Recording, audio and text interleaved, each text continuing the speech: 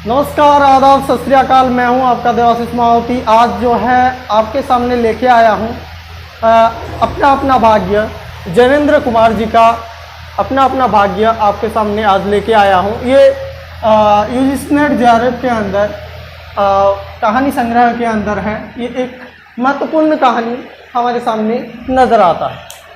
तो इसको पढ़ने से पहले हमको पता चल जाता है कि किस तरह से हम जो है अपने भाग्य के ऊपर निर्भर करें या भाग्य के ऊपर निर्भर ना करें। तो इसका जो है मुख्य पात्र कौन कौन है? लेखक स्वयं है, उनके मित्र हैं और एक लड़का। तो कहानी इस तरह से शुरू होता है। कहानी किस तरह से शुरू होता है कि एक विषय स्थान है जहाँ पे ये किया गया है, वो है नैनीताल। वो कौन सा जगह है? नैनीताल है। कौन सा जगह है? नैनीताल।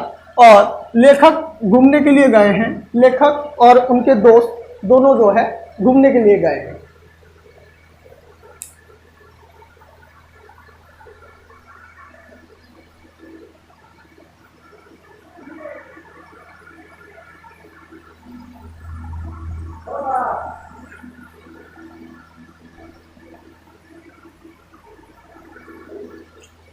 लेखक ये दोनों घूमने के लिए गए हैं और जब ये दोनों घूमने के लिए जाते हैं तो कहाँ पे रुकते हैं? दीपक होटल में रुकते हैं।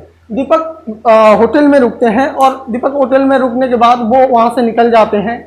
निकल जाने के बाद वहाँ पे देखने को मिलता है, हम जैसे कि देखते हैं नैनीताल एक जो है ठंडी इलाका है और वहाँ पे भयानक ठंडी पड़ती है। वहाँ पे क्या है?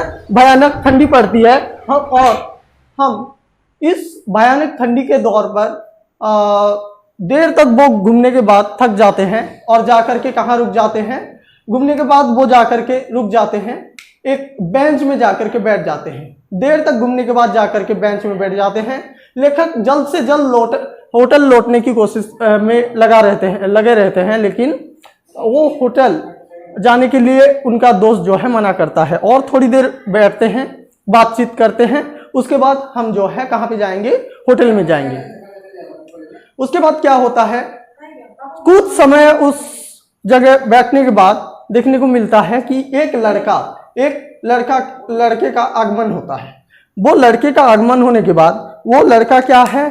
धीरे धीरे उस जहाँ पे ये दोनों बैठे हैं, जैनेंद्र कुमार जी और वो ये जहाँ पे बैठे हैं वहाँ से वो बच्चे का आगमन होता है। जब वो बच्चे का आगमन होता है, वो बच्चा क्या होता है? पूरी तरीके से ध्वस्त, पूरी तरीके से उसके कपड़े फटे हुए, उसका शरीर जो है पूरी तरीके से तंग है। तो वह गांव का लड़का था, भूखा था, काम के तलाश में शहर की ओर आया था। कौन से शहर की ओर? नैनीताल शहर की ओर आया था। तो उसे जो है देखने के बाद वो लेखक जो है पूछते हैं, कहाँ से आए हो, क्यों आए हो, कितने लोग आए थे? 2 लोग आए थे। एक लड़का जो है आया था मेरे साथ, होटल में काम कर रहा था और होटल में काम करते करते जब होटल में हमको क्या किया जा रहा था? झूठा खाना दिया जा रहा था और कस के काम लिया जा रहा था। वह गांव का था, भूखा था, काम के तलाश में जब घूम रहा था, ये उसके और एक लड़का मर जाने के बाद उसको होटल से निकाल दिया जाता है। उसे वकील के पास ले जाते हैं, मतलब उसको काम की तलाश में था। वकील को लड़के की ज़रूरत था, काम चाहिए था, तो उसे वकील के पास ले जाते हैं। परंतु वकील आदमी क्या होता है? बहुत ज़्यादा जांच परख करने के लिए वो मना कर देते हैं कि मैं इस लड़के को नहीं रखूँगा। क्यों? कारण क्या है कि कहीं गांव का लड़का है, चोर चकारी करके निकल गया तो क्या होगा? प्रॉब्लम मुझे ही देखने को मिलेगा। इस वजह से ये जो है उस लड़के को नहीं रखते। आगे देखते हैं, वो लड़के को जब नहीं रखते, वो इतने ठंडी में उसके पास घर नहीं है, होटल में वो रुक नहीं सकता क्योंकि उसके पास पैसा नहीं है। इन सभी कारण की वजह से क्या होता है? अगले दिन उसको बुलाते हैं कि तुम अगले दिन आओ, और अगले दिन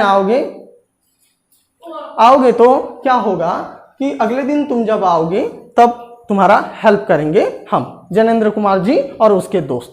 परंतु वो लड़का अगले दिन नहीं आता।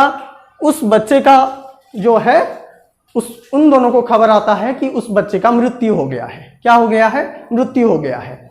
उस बच्चे का मृत्यु कहाँ पे हो गया है? जो ये दोस्त जिस जगह पर बैठे थे उस जगह, उस टेबल के नीचे ये लड़का सो गया है और उसके ऊपर सफेद चादर बिछ गया है। इसका मतलब है ठंड से कपकपाता हुआ वो लड़का मर जाता है।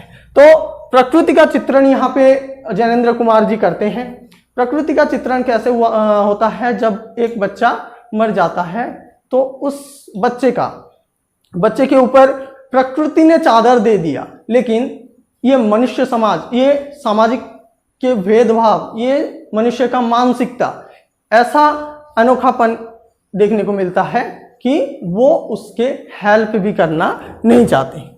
तो यहाँ पे क्या है?